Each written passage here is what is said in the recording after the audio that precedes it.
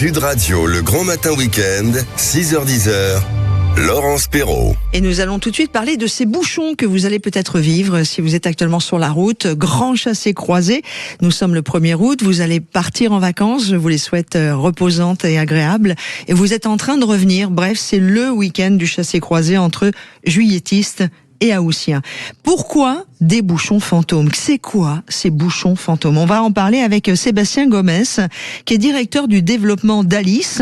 Écrivez A-L-Y-C-E. Vous êtes également ingénieur transport. Bonjour Sébastien. Bonjour Laurence. Alice est une PME française, on pourrait dire quoi, qui est spécialisée dans l'analyse du trafic routier? Exactement, et un peu plus généralement dans la mobilité, aussi dans les transports en commun, etc. Mais le trafic en particulier, oui. On va parler de ces bouchons puisque beaucoup vont les vivre ce week-end. Beaucoup en ont vécu les week-ends qui ont suivi et les week-ends qui vont arriver. C'est quoi un bouchon fantôme, par exemple? Commençons par cela. Eh ben, un bouchon fantôme, c'est un bouchon qui va se former sans cause, on va dire, externe, comme un accident, par exemple, qui permet de comprendre pourquoi les véhicules s'arrêtent. Là, d'un seul coup, le trafic va se mettre à ralentir, puis même à générer des arrêts de véhicules, et de manière un petit peu incompréhensible comme ça au premier abord. Et comment est-ce qu'on peut expliquer qu'un simple coup de frein peut créer plusieurs centaines de mètres de bouchons, voire des fois de kilomètres? Oui, ça va générer rapidement des kilomètres de bouchons. Eh bien, en fait, il faut voir le trafic routier un peu comme un écoulement d'un fluide dans un tuyau. Et ce tuyau, il a un débit maximum. Et si on dépasse ce débit maximum, on se retrouve dans un régime de fonctionnement qui est dégradé, et c'est la congestion. Et on se retrouve à l'arrêt assez rapidement. Mais c'est quand même assez dingue. On l'a tous vécu, ces fameux bouchons fantômes. Et là, je pense qu'aujourd'hui, il y en a déjà quelques-uns qui sont en train de se créer sur les routes de France. C'est une évidence, puisque nous avions eu un point route juste il y a de cela quelques minutes où déjà on savait que sur la partie sud-est, c'était en train de bouchonner. Très concrètement, évidemment, est-ce qu'on a un moyen de les éviter ou malheureusement pas? Alors, comme je disais, c'est un tuyau qui a un débit maximum. À partir d'un moment, si vraiment la demande, donc le nombre de personnes qui veulent rentrer dans ce tuyau est très largement supérieur à ce qu'il est capable d'écouler, ça va craquer entre guillemets dans tous les cas. Toutefois, on a un moyen de limiter, de retarder au maximum l'apparition de ces bouchons-là, voire peut-être de les éviter si on peut. Et ça va être en fait de ralentir, de rouler peut-être un petit peu plus doucement, ce qui permet d'avoir des distances plus courtes entre les véhicules et d'avoir moins d'effets brutaux dans la conduite, donc qui génèrent des ralentissements d'un seul coup.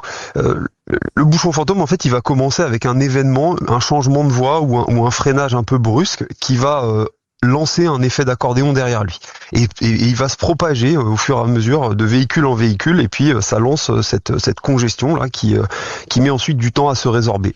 Plus on aura une conduite, on va dire, apaisée, douce, souple, plus on arrivera à absorber cet effet-là. C'est un peu une onde qui remonte dans le flux de circulation, et pour absorber cette onde, il faut des comportements assez doux de conduite, on va dire. Plus les comportements seront doux, mieux plus ça passera. Et c'est aussi pour cela que l'on voit, Sébastien Gomez, quand on prend les autoroutes, pour ceux qui peuvent les prendre, des fois des régulations de vitesse, où on voit la vitesse sur des grands panneaux lumineux des autoroutes françaises baisser à 110 km/h pour effectivement éviter les problématiques de parfaitement, Laurence, c'est exactement ça. En fait, ce qui se passe, c'est que on sait très bien que le débit maximum dont je vous parlais tout à l'heure, en fait, on l'obtient pour un niveau de vitesse, un optimum de vitesse dans lequel les véhicules peuvent circuler en fait avec des distances entre eux les plus réduites possibles et en sécurité. Et cet optimum de vitesse, c'est 70 km/h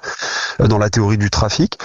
Et ça va permettre à peu près d'écouler 2000 véhicules par heure sur une voie de circulation. Eh bien, quand on abaisse les vitesses, on se rapproche un peu de cet optimum et on permet en fait d'augmenter quelque part la capacité de la voie à débiter. Donc si on respecte pas ces baisses de limitation, on risque de lancer un phénomène de congestion derrière soi. Et donc le trafic, c'est un système assez collaboratif pour que les petits copains derrière n'aient pas des dizaines de kilomètres de bouchons. il faut essayer de respecter ces limitations, ces abaissements de vitesse qui vont permettre de retarder le lancement d'un phénomène de congestion. Vous pensez, Sébastien Gomez, vous qui êtes directeur du développement d'Alice, vous êtes également ingénieur transport, cette PME française spécialisée dans l'analyse du trafic, que les futures voitures autonomes pourront être aussi une solution, une réponse, et qu'il n'y aura plus jamais de fantômes puisqu'elles vont se réguler elles-mêmes avec tout ce qui est connecté, enfin véhicules connectés. Ça peut être une solution de voir un jour disparaître les bouchons de nos routes. Ouais, c'est sûr que le comportement humain qui va être d'une voiture à l'autre différent, ça n'aide pas. Le côté homogénéité des comportements avec les voitures autonomes permettra effectivement d'améliorer ça. Après, comme je disais tout à l'heure, à un moment, il y a un débit maximum de toute manière limite, et au-delà de ce débit-là, ça craque forcément. Donc, il y aura quand même une limite, mais oui, il y aura moins d'aléas, on va dire, entre automobilistes, puisque ils auront tous la même attitude, et normalement ça permettrait de retarder un peu ces phénomènes, effectivement. Mais avant que tout le flux soit complètement composé de véhicules autonomes, on a encore un peu de temps devant nous. Temps pour s'améliorer. On a un peu de temps. En tout cas, un grand merci Sébastien Gomez d'être venu nous expliquer les bouchons fantômes, et puis surtout comment pouvoir les éviter. Donc lever un peu le pied, il y a une conduite un peu plus souple, baisser la vitesse, et vous verrez peut-être que vous n'aurez moins de bouchons que précédemment. Merci à vous, bonne journée Sébastien. Merci beaucoup, très bonne journée aussi. Et je vais en profiter pour faire un point trafic avec vous. Attention, c'est en train de devenir rouge à la sortie de Paris sur la partie sud, A6 pour aller vers l'A10 et l'A11. Et vous avez évidemment la partie sud-est qui commence à déjà être bien chargée avec un départ de bouchon au sud de Saint-Étienne. Et puis vous allez vers Marseille, du côté de Porte-les-Valences aussi. Saint-Étienne-Annonay, ça bouchonne. Du côté de Porte-les-Valences, si vous êtes actuellement sur cette route-là, ou de Nîmes en allant vers Latte, là aussi ça commence à être un petit peu serré. Soyez prudents, bonne route, bonnes vacances ou bon retour, il est 8h23.